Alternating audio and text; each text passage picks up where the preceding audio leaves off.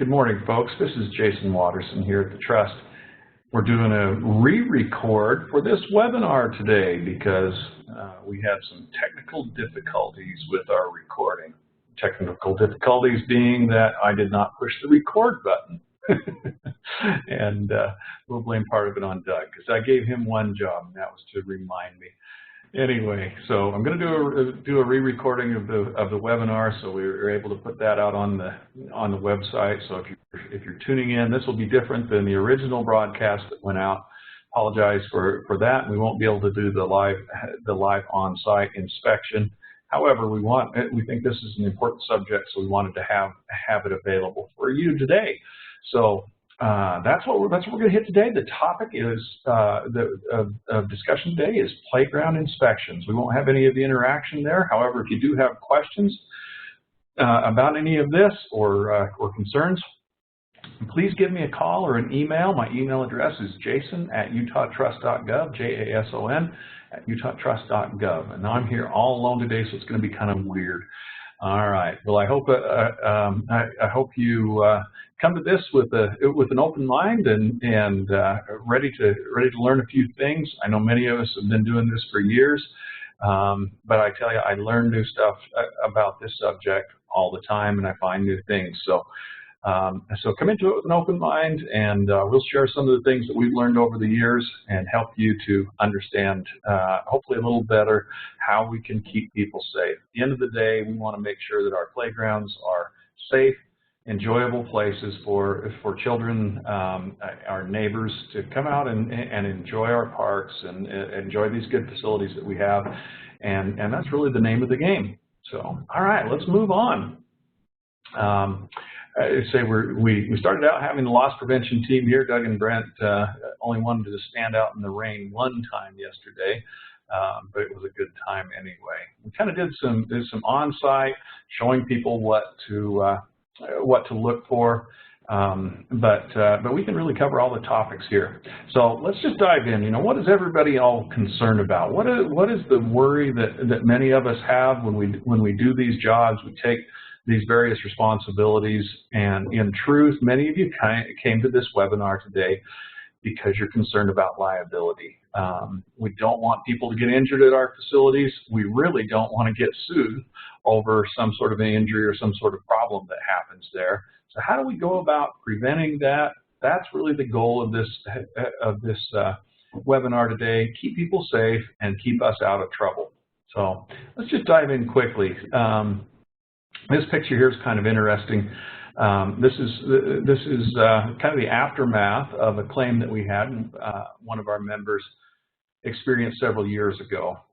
What you're seeing in this picture is the pivot point from a swing. You can see the one on the left has a little bit of wear, but the brass bushing seems to be in place. The one on the right really has worn all the way through. And what happened? This bushing wore through.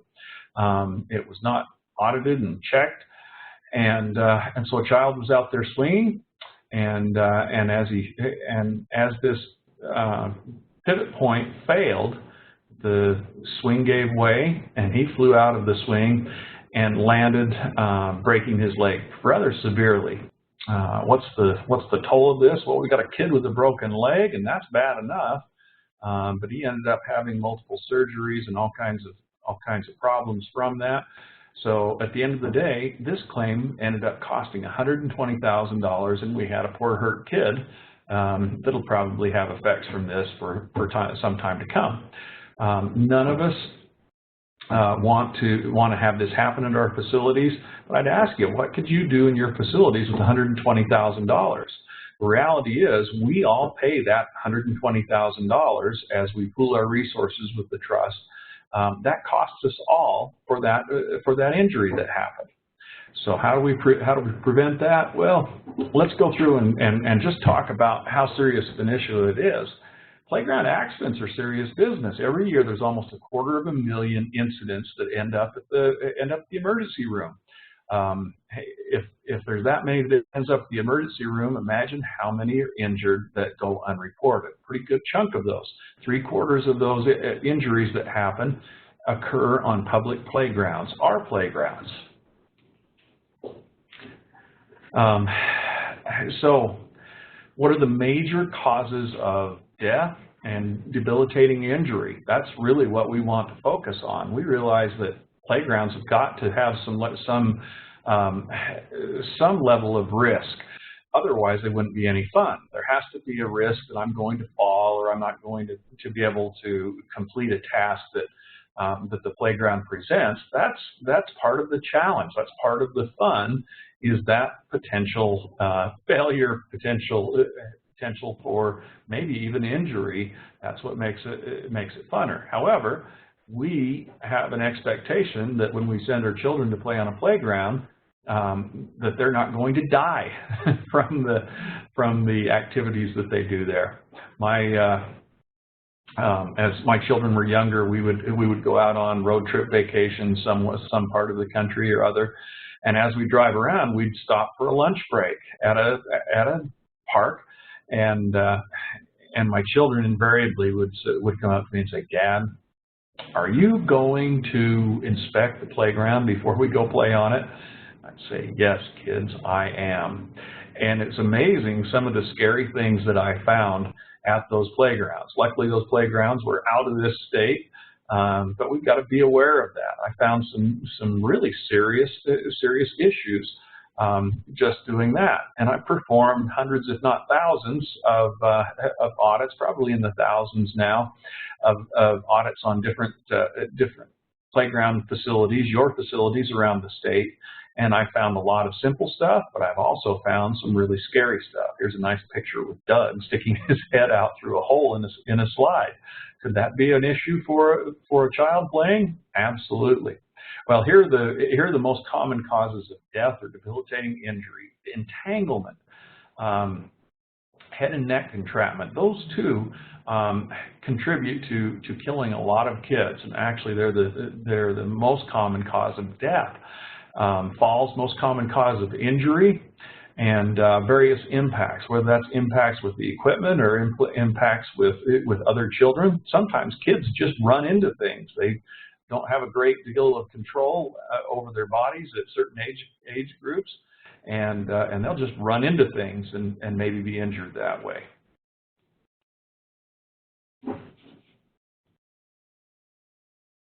So accountability is really our responsibility. If we don't take accountability for our parks and our playground and safety there, nobody will. And to avoid a disaster like one of these that we just talked about, we have to get an education. We have to learn how we prevent these things and then take action. We can't just have some knowledge. We have to take action and do something about it. And inspections are one big way to do that. What's the standard of care that we have to live by? We need to understand what the standards are that pertain to our playgrounds. What is expected of these things when a child goes to play out there? What's the expectation? There's an expectation that the playground would be accessible. There's an expectation that it won't have any sharp parts that would cut or otherwise injure a child. We need to know that, and we need to communicate that to all the people in our organization that are working out there, and then hold everybody accountable for that. So what are our standards? This is just kind of by means of a quick review. What are our standards? Well, they are either legal requirements, consensus standards, or the manufacturer's recommendations. So legal requirements, there really aren't legal requirements when it comes to a playground. Our country, our government, at least at the federal and the state level here, have chosen not to regulate playgrounds. Now in California, there is a regulatory aspect to playgrounds, but as of right now, that isn't in effect here. However, we do have consensus standards. These are standards that are really accepted by all of the industry, and they become the de facto standard. They become almost a legal requirement because everybody accepts those. If we go to defend a claim, that's really the standard that we'll have to live to. So when it comes to playgrounds, it's ASTM. It's the Consumer Product Safety Commission Those are the standards that we really live by when it comes to the equipment itself, how it's constructed.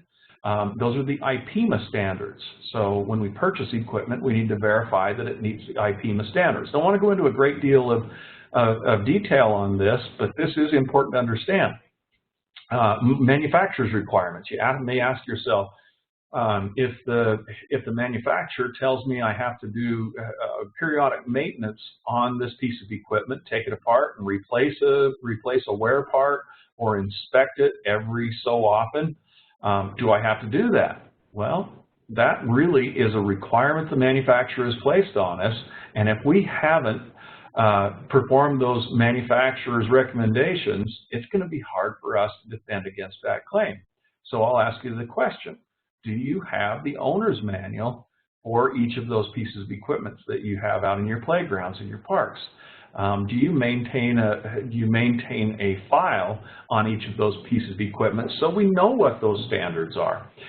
We have to meet that reasonable standard of care. If we don't, and a child's injured, and the proximal cause of that injury is our playground equipment and our failure to properly maintain it, we're probably going to lose a claim.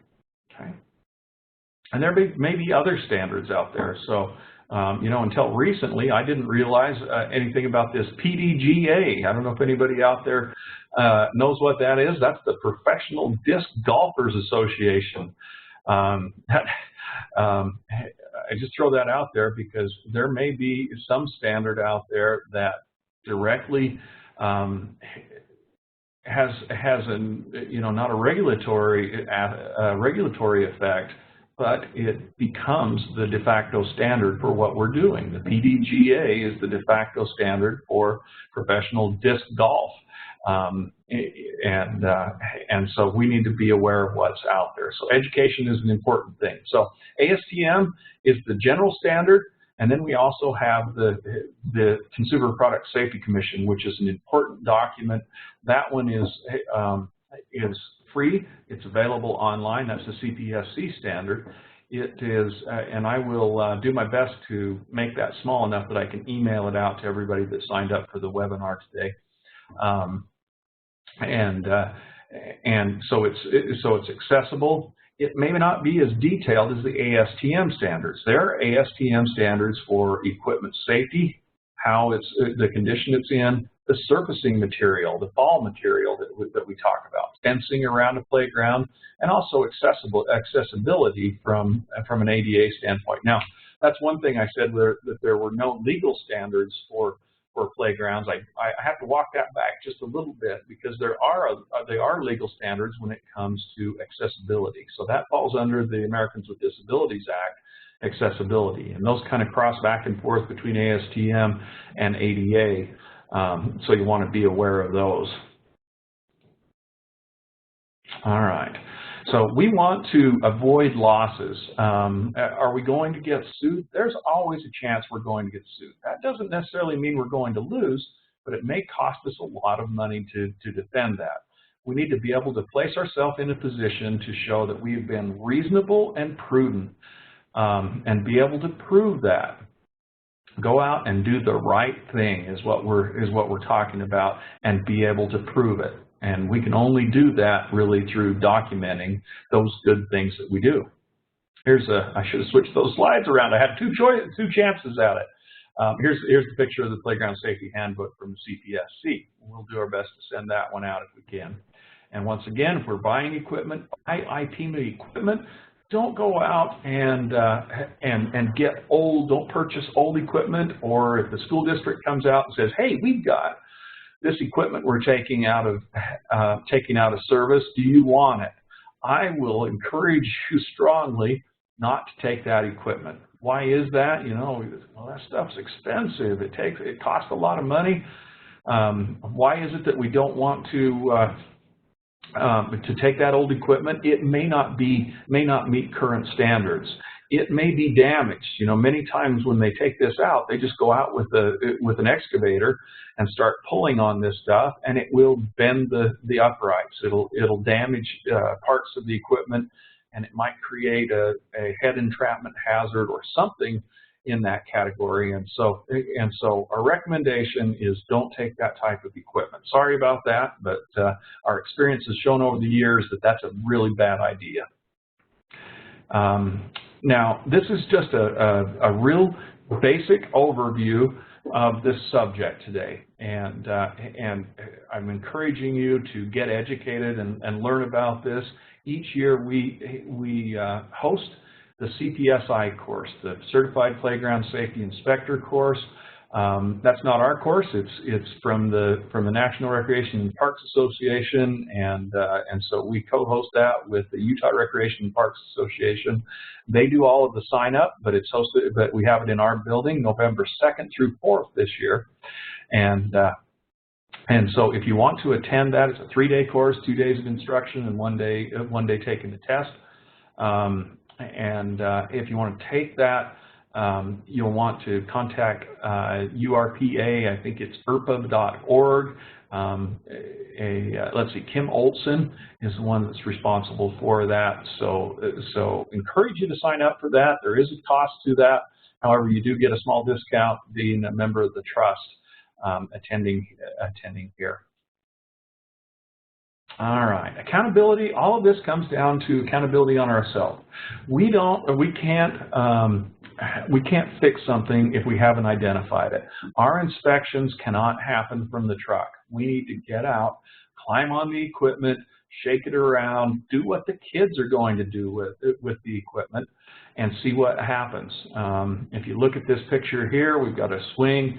The S-hook, that chain is hooked in the wrong place, and eventually that will fail. You get enough weight on there, it's going to fail, and that person will probably be ejected from the swing. I hope it's not me or one of our kids that happens to be in there. You're not going to be able to see this condition from the truck or from the parking lot. You've got to walk around, grab a hold of that equipment, and move it around. Many times swing seats will become weathered over time, and they have a piece of metal in there that is very thin and is really sharp on the edges. It's just a piece of flat metal.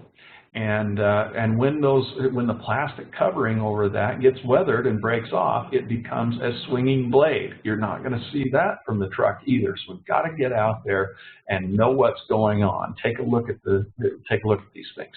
So inspections and audits. So inspections are more a regular thing that we do. Audits are things where we go do a deep dive and we really look at compliance with those standards that we were talking about, the ASTM or CPSC standards. Those are probably performed maybe once a year, twice a year, depending on the use of the facilities and the conditions. But inspections should be performed on a regular basis, and we should decide how often those areas should be inspected based on the type of equipment, the location, and the amount of use that it receives. So if we've got a heavy use park where we're going to have dozens, if not hundreds of children playing there, we might be doing an inspection on that almost daily.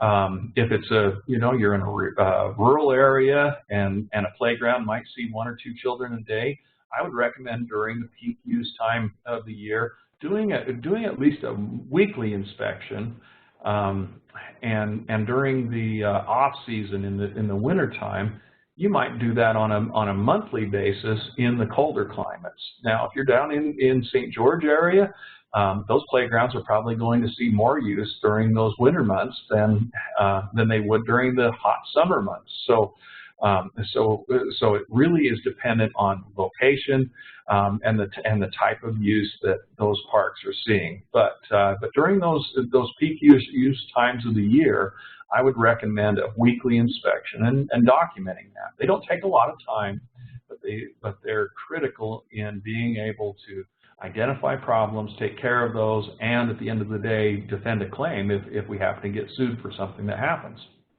Everybody that does these should have some level of training. However, you don't have to have a CPSI do the inspections. You can have people that are out mowing the lawn in the park can be trained up. Here's what you look for. Here's the form that you need to fill out once you're doing those inspections, and you turn those in. If you find anything that's a problem, a serious problem, you can take it out of service. If it's a minor thing that needs some follow-up, you need to get that information into the people that can fix it. That's really how it all goes down. And documentation is such a key part of it. Whoops, I was going to go back and just talk about that. If you look at this picture, this is one of those you can't do it from the truck. I walked out to this swing. Sorry, the picture isn't too good. It's from a few years old, and the resolution's not that good. And it was snowing like crazy that day. The kids in the neighborhood, when the swing broke, decided they would go out and repair the swing on their own because they wanted to swing. Well, they couldn't find the appropriate equipment to repair it with, so they went home and took the child safety lock off of their parents' gun, and went and locked that onto the swing. Well, that's really not designed to hold the kind of forces that a swing would have, and it was going to fail. So we've got to get out and identify those things. All right, let's move along. Once again, documentation. You're going to be asked lots of questions. If you ever have a lawsuit come against you, can you answer all these things? What did you know? When did you know it? What did you do? So if it isn't written down, it never happened unless it's bad. It's easy to reproduce the bad things or to come up with a narrative that says that your organization is terrible and you never do the right thing. It's very difficult to prove.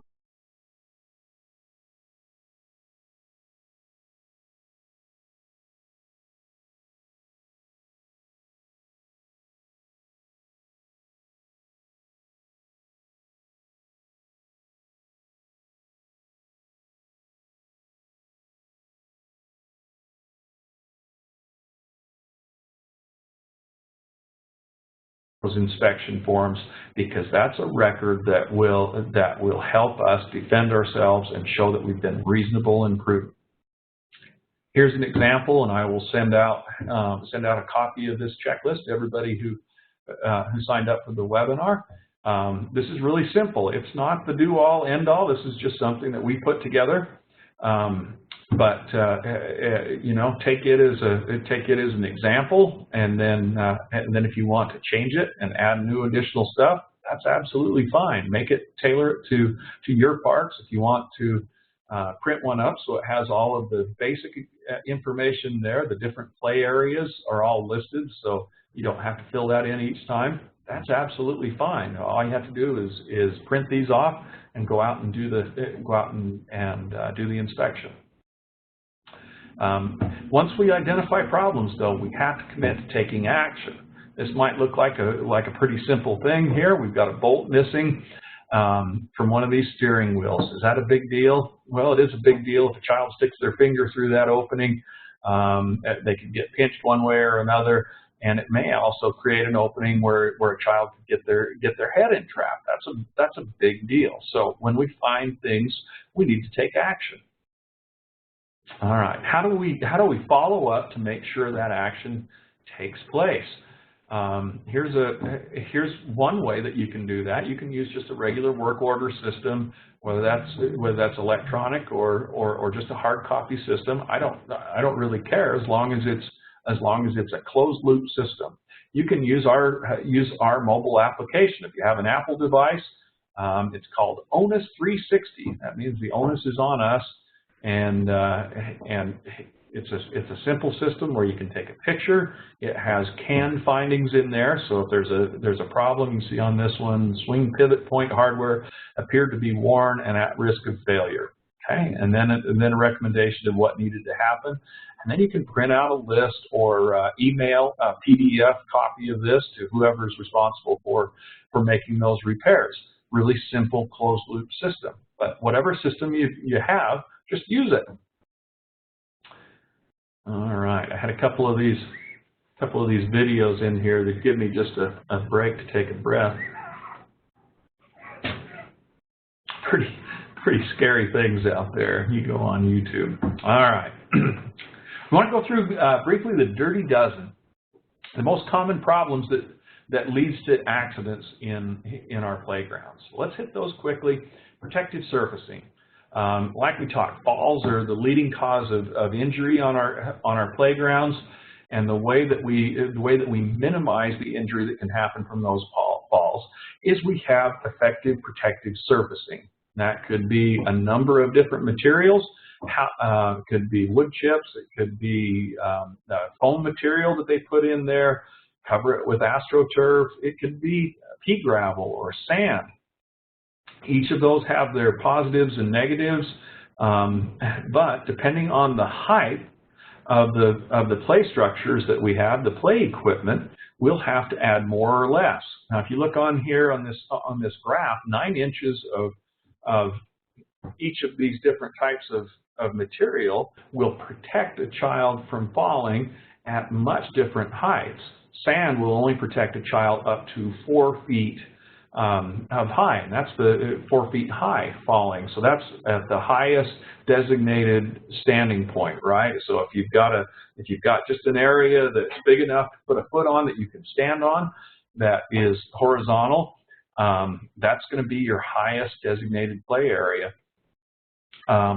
You're only going to protect to 4 feet. Most play structures will be at least that, and most of the time much more than that. And so if you look on here, wood mulch, or let's see, wood chips, that same depth of material will protect you up to 10 feet.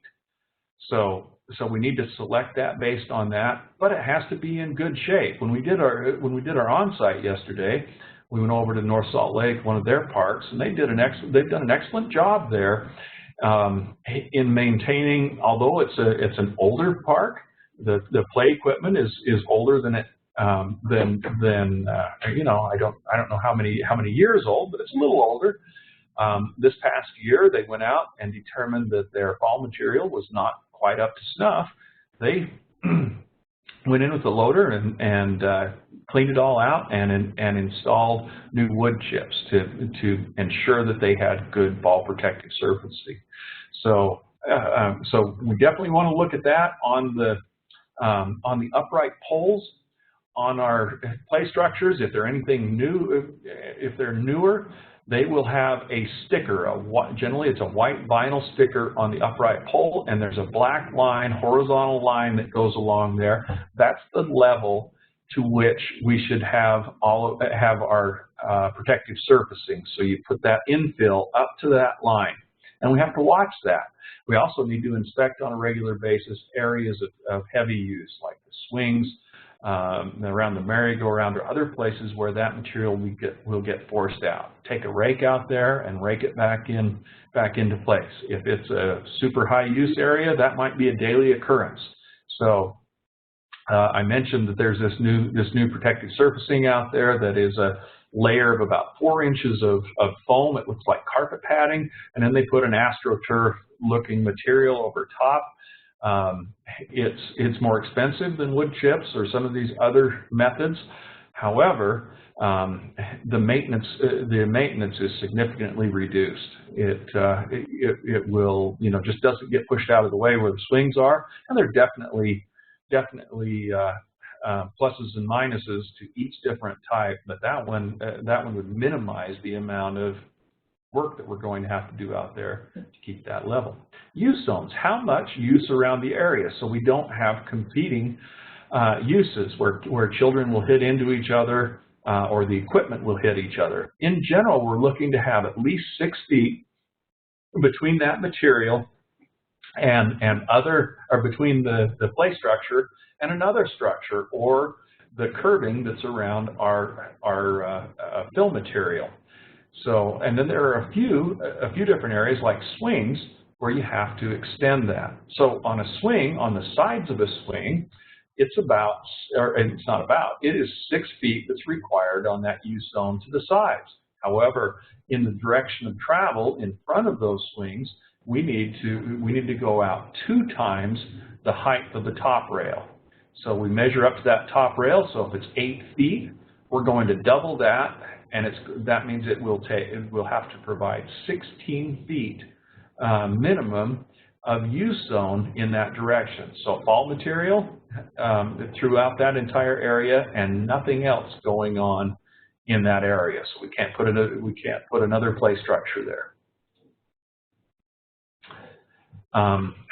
This is one of those bad ones, protrusion and entanglement hazards. If we've got something out there that can catch the string on a hoodie or the hood on a hoodie itself, that could hang a child. That could kill somebody.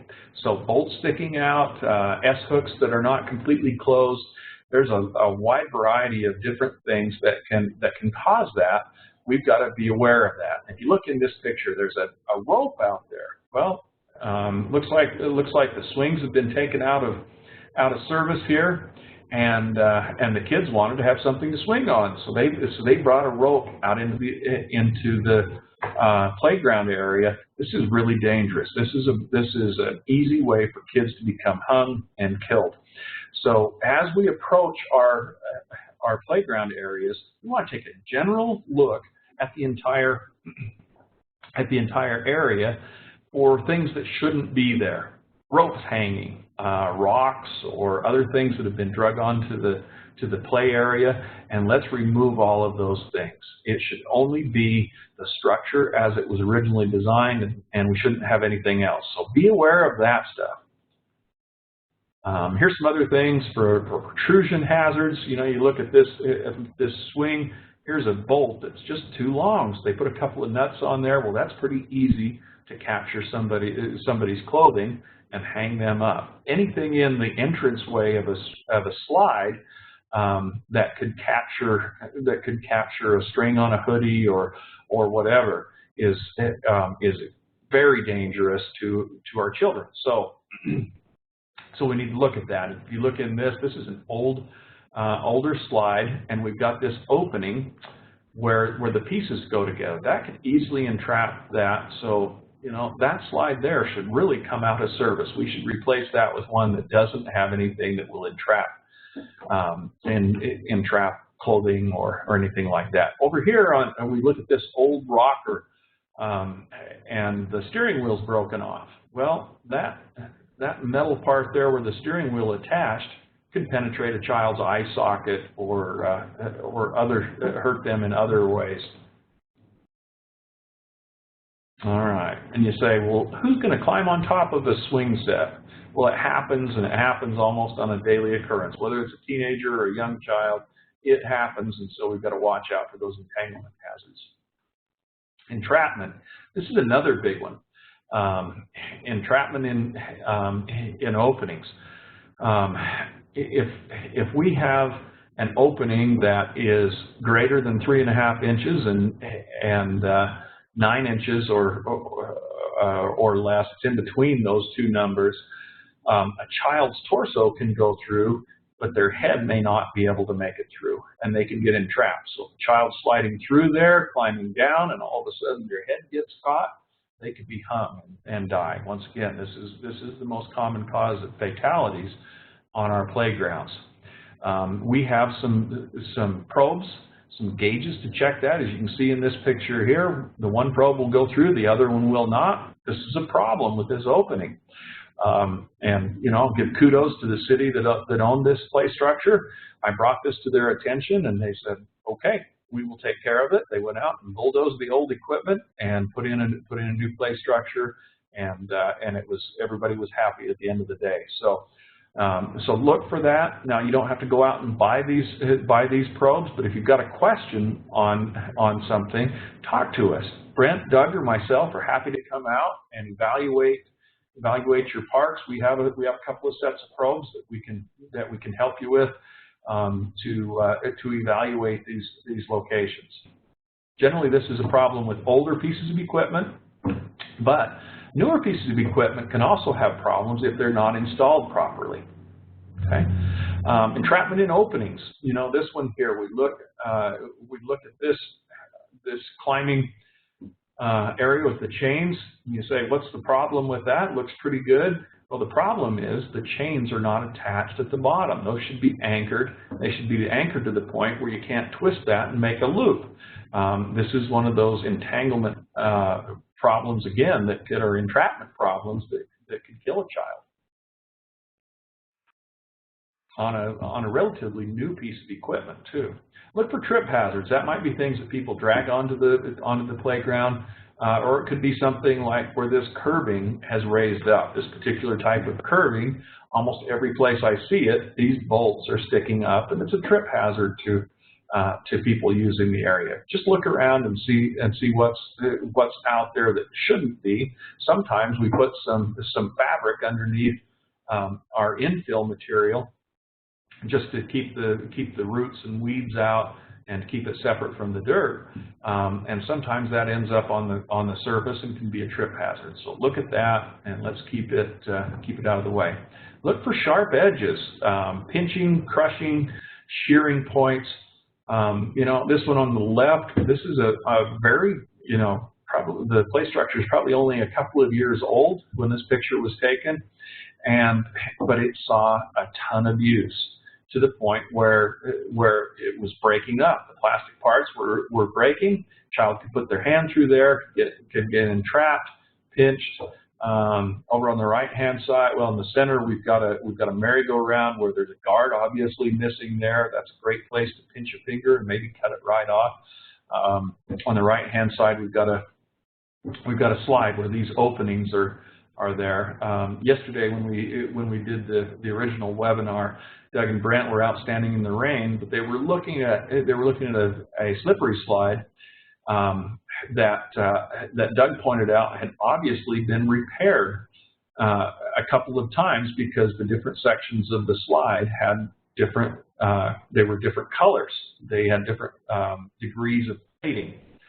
And that was a good thing. That went to show that North Salt Lake had been out there, identified that there were issues or maybe damage to that, and replaced it. Now, when we do that, we need to document it. So we had a problem, document the problem was there, and we replaced it on such and such a date. There we go. Throw that in a file. We've been reasonable and prudent. We've taken care of that issue.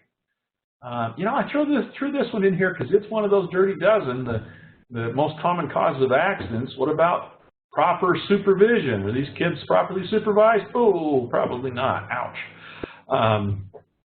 What happens if we see people improperly using our facilities, our parks? What do we do? Should we take action there? And the answer I give you is yes.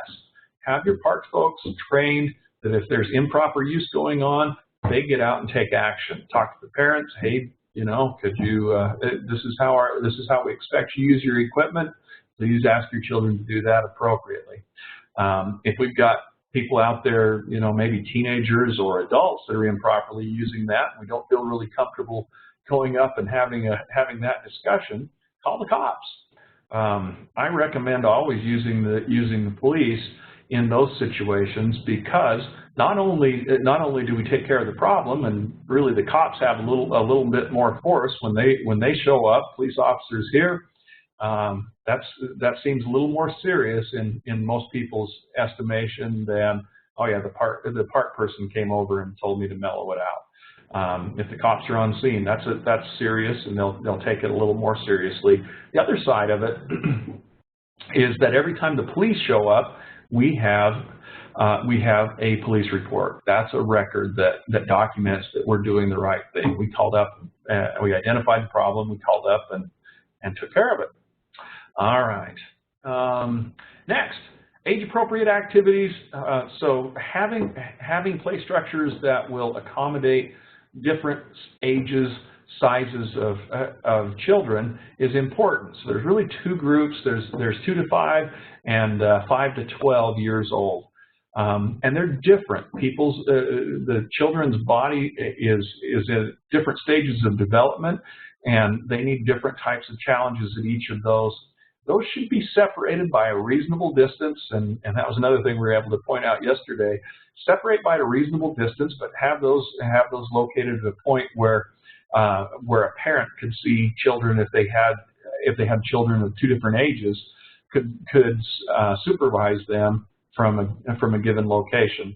There's a requirement in the ASTM standard that we have a sticker or a label or a sign on the play structure that designates what the age use category is and some general rules there. Most new equipment will come with that installed. If you get out in your playgrounds and you find it's not there, call up the manufacturer. I'm pretty sure that most of those manufacturers will just send you out that label. They want to have their structures in compliance, and so they're gonna be all over that. All right. Lack of maintenance. This is the one that gets us in trouble when we don't go out and inspect and maintain the material or maintain the equipment. We need to inspect more often than we think is reasonable. We need to be out there looking on a regular basis and documenting that when it happens. We document repairs. If there's a problem and we fix it, document that. If we replace a piece of equipment, document that. Throw that into a general database of what our repairs are, or put those into a file for that particular piece of equipment. Here's a couple of things. You know, sometimes we have a piece of equipment that breaks. This one over here on the left, there used to be a plexiglass bubble that went over top of that, but it breaks. This is a real common issue. Once it breaks, what do you do? Well, we've got sharp edges. How do we handle that? This is left open. Well, this is set up on a I think this is a 2 to 5 year old play structure that presents a really nasty fall hazard for a toddler. So how do we handle it? What's our reaction to that? Do we have a way to secure that facility, or do we have parts in place to replace things that are damaged? Okay, you can see this one on the right. That's a slippery slide that because of the heat that the sun has caused to collect in the slide, we got a bunch of bumps there. Well, that's a problem. That's not the way the manufacturer intended it. And just while we're talking about that, citing our equipment is important. We've had a number of claims where children have been burned on a slippery slide or other piece of equipment that was oriented towards the sun. And it may have been dark colors. They can develop extremely high temperatures to the point where 2nd and 3rd degree burns can occur from this equipment. So siding is important, shading as well, but really orienting the equipment like that away from the sun is one of the best ways that we can control that. Okay, there are a few pieces of equipment that are just not recommended. This one on the left is one that was a blast when I was a kid. You had these round swings, and you had multiple swings that would come together in the middle. And the one that I played on, they had a ball that would hang down, and you would swing into the middle, and the goal was to try to kick the ball before somebody else got it. And you think about that. Oh, that's fun. Problem is your use zone is not right. We're going to put kids in direct conflict or directly impacting each other. So that one should be gone. These trapeze bars that you can see there, or rings, unless they have just 1 or 2 links of chain, so we can't make a loop. If you've got a length of chain with a trapeze bar or a ring on it that can fly around, those need to be gone. Anything that has a lot of mass are similar to this glider that's over on the side. Those should be gone as well. Some that they used were these large animal swings that were made out of cast iron or cast aluminum, and they were very heavy. They had enough mass that they could cave in a child's head if they happened to be impacted. This one on the right, you could probably get 4 children on either side of that glider, and it went, oh boy, I don't know how high, close to 10 feet in the air at the end. Ask me how I found out. Did I write it? Absolutely, I did. Anyway. But you get that kind of weight on the piece of equipment, and then you look at all the sharp edges. If we impact a child, that could kill somebody. Other things like the maypole that you see down there and the giant stride, those are just banned. So if you got a question about any of those, take a picture of it, send it to us, or give us a call and have us come out and take a look. Taking equipment out of service.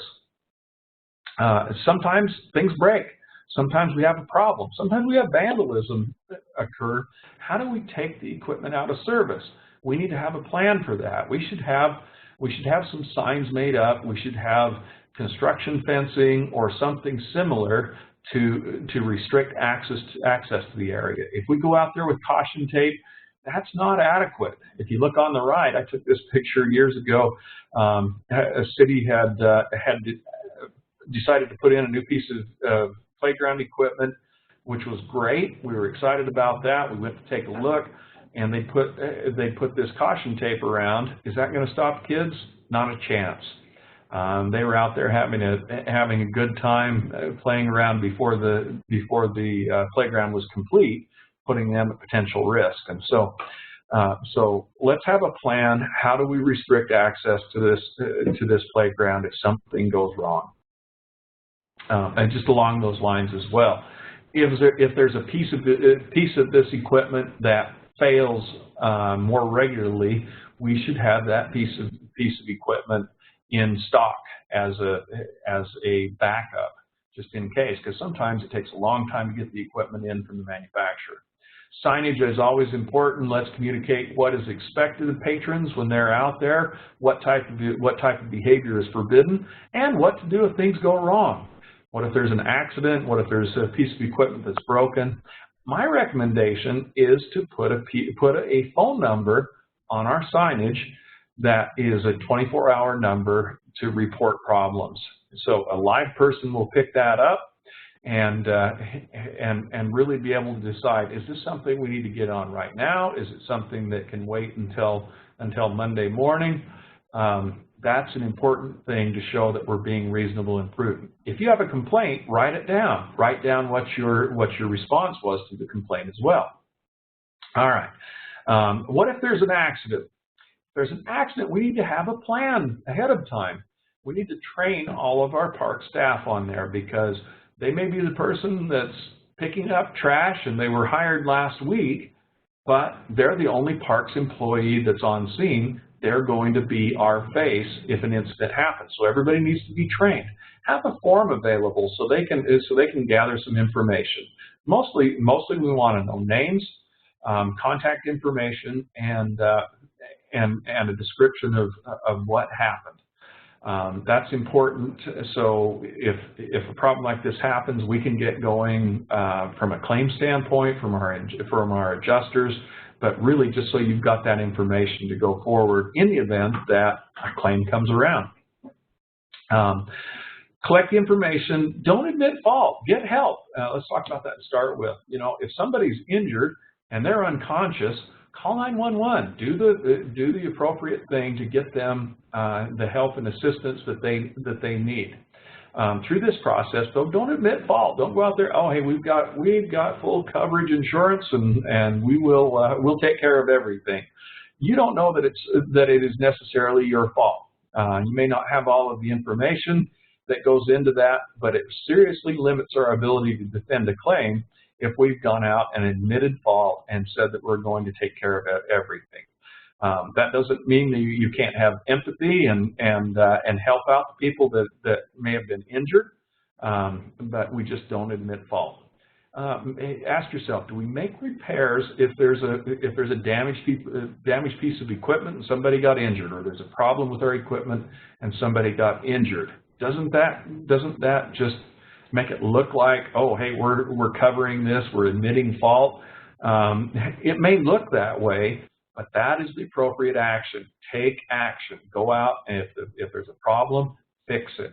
Okay, and prepare a response. You know, if this is a serious incident, let's sit down, maybe with legal counsel. If it's a serious incident, we're probably going to want to start a claim. They may put claim counsel on it right away. Just depends on the circumstances of the incident that happened. But let's prepare a response for this so we don't get caught blindsided. Let's be ahead of the game instead of behind. All right. I've said a lot of words, and I'd love to be able to take questions, but I'm the only one on this webinar right now, so no questions. Just in summary, we need to inspect and do that on a regular basis. Look at our parks and determine which ones need it more often. Act on our concerns. If we find a problem, act on it. Have a closed loop system where we write it down and we don't let it go until it's fixed. Let's keep a file on each piece of equipment, documenting the owner's manual and documenting what we do to that piece of equipment. Have a number out there that people can get a hold of us if there's a problem with the equipment, and act on those complaints. Sometimes the complaints really don't have any basis, but that's okay. Let's take the complaint and be responsive, even if it's just talking to the person, explaining where we're coming from, and that their complaint really doesn't have a great deal of basis. But in most cases, there's a problem. Let's go out and take care of it, and then document. That's really the word for the day. Well, I would turn it over to questions, but like I said, once again, it's just me on here. If you have questions at all, please don't hesitate to contact myself, Doug Folsom, or Brent Okeson. We're happy to help out, whether it be a phone call, an email, or you can contact us. We can come out and take a look at your facilities. We can do a full inspection and give you a report on those things. Okay. I think that's it. I hope the recording all worked this time. And I hope you learned a couple of things from this and come away from the webinar with a new conviction to go out there, audit, inspect, and take action. So at the end of the day, kids can have a blast at our playgrounds, at our parks, and go home safe with all their fingers and toes attached and in relatively good health, so people can enjoy our facilities, and we can go home as well without worried that something bad might happen. Thanks, folks. I appreciate it. I appreciate your membership in the trust. I appreciate your knowledge, your working with us and supporting our training programs. If you have suggestions or questions, please get in touch with me. My email is jason, J-A-S-O-N, @utahtrust.gov. And beyond that, go out and have a safe day.